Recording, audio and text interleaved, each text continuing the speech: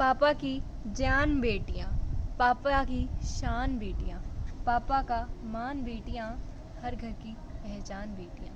नमस्कार, मैं खुशी दलाल 9वीं कक्षा की छात्रा आर्य सीनियर सेकेंडरी स्कूल आज पिता और पुत्री के भावनात्मक संबंधों का एक कविता रूपी चित्रण बेटी दिवस के उपलक्ष्य पर प्रस्तुत करना चाहती हूँ।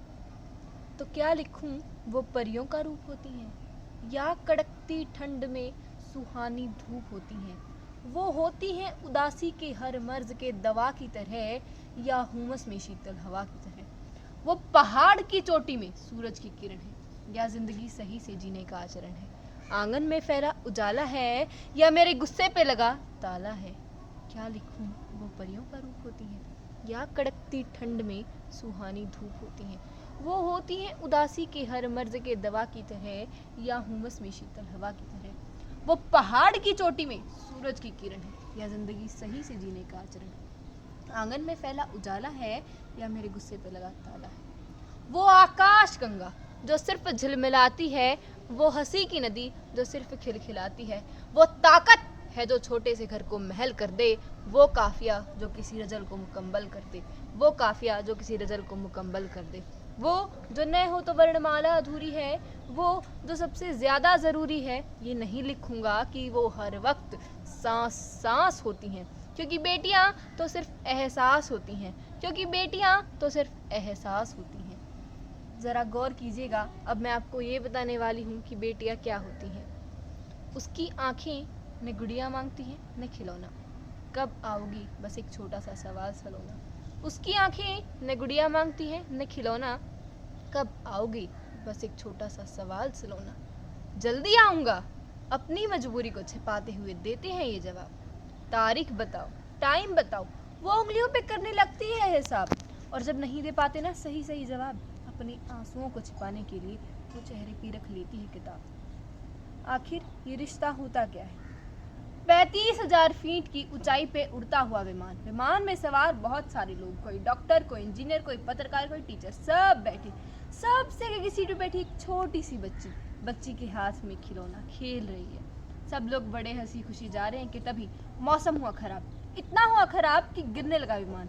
गिरने लगा विमान, सब लोग रोने लगे, चीखने लगे, चिल्लाने लगे, क्रंदन करने लगे। भूल गए कि मैं डॉक्टर हूँ, मैं इंजीनियर हूँ, मैं पत्रकार हूँ। याद नहीं आया उस वक्त, सिर्फ एक चीज याद आई कि हे ईश्वर बचा ले, अगर बच गए तो जिंदगी में दोबारा कोई गलत काम नहीं करेंगे। आंसू बहते रहे, वो लड़की खेलती रही। लोग चिल्ला रहे थे कि तभी ईश्वर ने सुन ली पुकार। संयत हुआ मौसम, संयत हुआ विमान, उड़ने लगा विमान। सबकी जान में आई जान, सबकी जान में आई जान। तो किसी आदमी ने जाके उस बच्चे को देखा और कहा, बेटा हम मर रहे थे, हम मरने वाले थे, हम भूल गए थे कि हम किस पद पे हैं, या हमारा कद कितना है, या हमारी हद कितनी बड़ी है। हम सब कुछ भूल भाल के रो रहे थे और तुम बैठी बैठी खिलौने से खेल रही थी। बेटा तुम्हें नजर आता है? बोली, हाँ अंकल मुझे सब नजर आता है। बेटा तुम्हें सुनाई देता है? मुझे लगा तुम्हें सुनाई नहीं दिया। अंकल मुझे सब सुनाई देता है। तो बेटा तुम डरी नहीं, घबराई नहीं? नहीं अंकल, मैं नहीं डरी, मैं नहीं घबराई, क्योंकि इस प्लेन के जो पायलट है ना, वो मेरे पापा हैं। और मुझे पूरा विश्वास है कि मेरे पिता मुझे कभी मौत के मुंह में नहीं जाने दे सकते। उसकी आंखें न गुड़िया मांगती हैं न खिलौना, कब आओगी बस एक छोटा सा सवाल सलोना।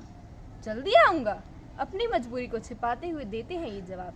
तारीख बताओ, टाइम बताओ, वो उंगलियों पे करने लगती है हिसाब।